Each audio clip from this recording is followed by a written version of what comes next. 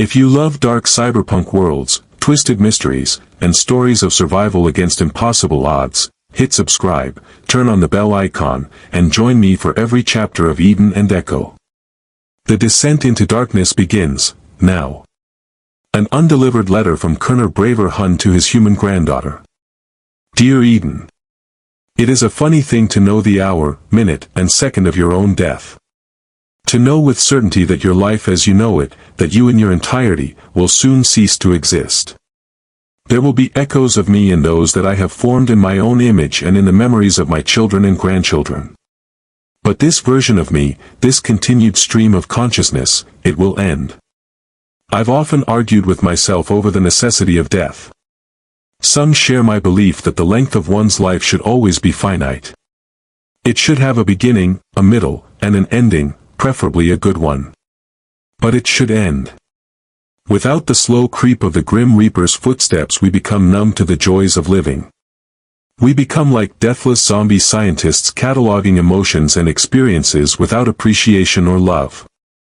How can one who will live forever as a perfect youth ever hope to comprehend the joy of a grandfather watching his grandchildren run and play, knowing full well that his old bones cannot keep up? How can that perfect youth comprehend the satisfaction of standing up from a chair in defiance of your own body's demands that you stay put and act your age? That youth cannot.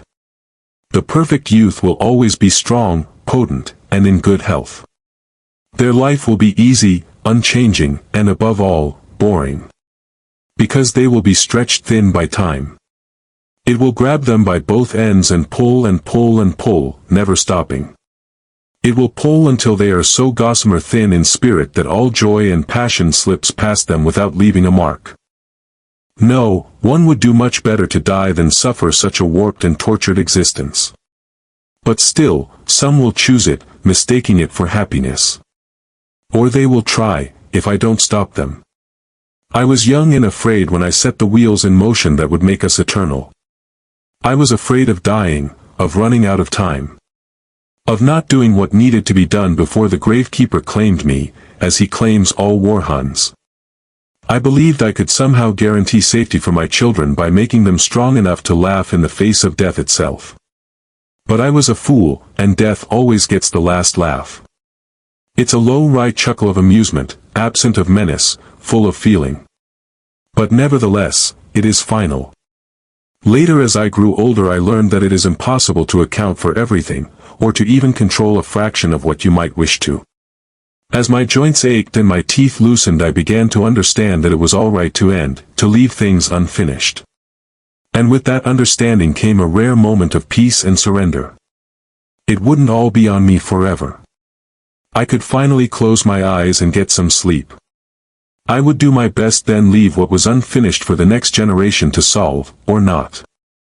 But it would be their decision, their mess, their triumph. But now, looking at the last few grains of sand as they fall, I am once again reminded of my duty. My father made a mess, and eagerly I stepped into it, happy at the power it gave me, joyful to be able to protect those I love.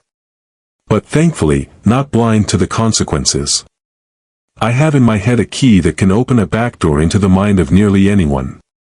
Even the gravekeeper, for now I know his secrets, is not beyond my influence.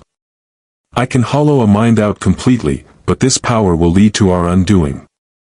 So now, I must relinquish control, lest someone else use it against us.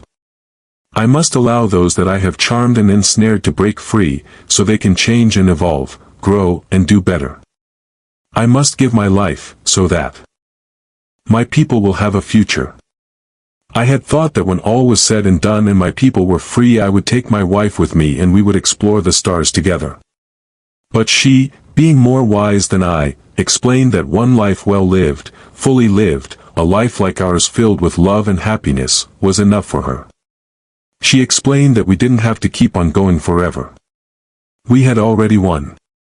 And if this wasn't enough, if a lifetime together complete with grandchildren and minor triumphs and lazy mornings making love wasn't enough, well what could be? She told me that on her deathbed. I watched the light leave my dear Valkyrie's eyes and the last breath leave her lungs and I cried, because a part of me was lost forever. I have in my power to bring her back, to press her spirit into new flesh so we can live together for all eternity. But such madness was what took my father down a dark path and stained his soul so black that it drinks the very light. Even in the afterlife he wears his shame like a noose around his neck. My time with her was incredible because it had a beginning, a middle, and an end. To try and stretch it thinner and wring more joy out of it would destroy both of us. So I swallowed my sorrow, and let her go. Now with her gone I find it much easier to contemplate my end. But I am once again reminded of my duty. Every simulation I have run says that if my people escape their prison they will become a scourge upon the universe, upon you and the other humans. Without the threat of death my people will grow cold, numb, merciless, and joyless. So it falls to me to once again don the mantle of the war hund. I will give them something to fear. I will remind them of their own mortality. I will save them from themselves. But I will wear no crown. I will be no king. I will not rule, for my time has ended. I will be a specter, the old war hund in the long coat, the reminder, the end of all things. I will become death. I will walk alongside every hund, I will whisper to them, I will chant memento mori in their ears. I will remind them that life is fleeting and there is never enough time to do everything, that every day is precious. I will return death to them. But for now, I will sleep. I will lay down in my grave and I will dream of a world that is free, where children dance under a sky full of stars. I will make a cocoon of dirt for myself and I will sleep. I will rest, until I am called. Granddaughter, I love you with all my heart and I know you will do great things. I hope that you never have need of me. But I fear that the world will not permit you such a happy ending. Greatness and happiness rarely go hand in hand. And you will be great. So I make you this promise, call me and I will be there. It doesn't matter where, it doesn't matter when, or even what situation you find yourself in. Shout my name 3 times and I will shake the dirt off of these old bones of mine and stand beside you. I will never fail, never falter, never give up on you. Because my devotion to you, little pup, is stronger than death. It transcends the bounds of this material world, as all love should. Esmeralda was afraid when she gave you over to me to protect. But I knew I loved you from the first moment I saw you, all pink and hairless as you were. As I watched you grow I began to understand why humans protect their young so fiercely. It's your frailty, your dependency. Those first few months I held you as if you were made of glass. We Huns grow up so fast compared to humans. Within weeks of being born we can already walk and our teeth begin to come in. We are born with fur to keep us warm and claws to keep us safe. But as I write this you are nearly 2 years old and just now beginning to run and speak. The need to protect you has domesticated me. I cannot imagine a world where I would ever let harm come to you, my little pup. But this old hund, or as some might call me, dog, has run out of time.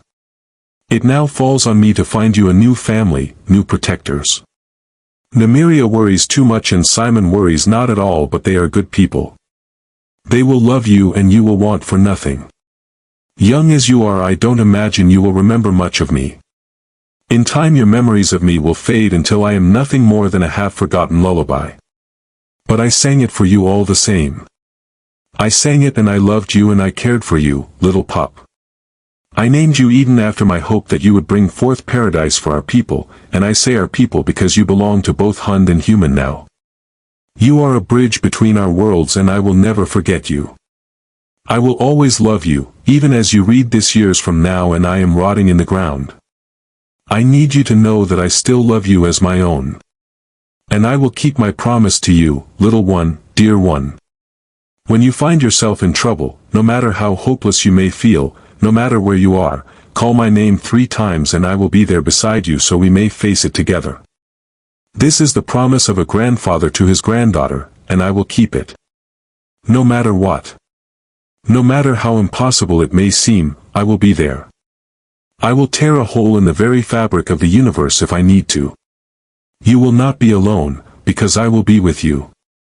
But for now I will sleep. I am old and tired. I have been awake for far too long and my eyelids are heavy. My fur is now mostly gray and my eyes are failing. But I still see you, as I close my eyes one last time, I see you. Always and forever, your loving grandfather, Kunner Braverhund. If you enjoyed, hit like and subscribe. Join Eden every day as she battles her inner demons and uncovers a conspiracy bigger than she ever imagined. Comment below, should she fight Echo's influence, or embrace it?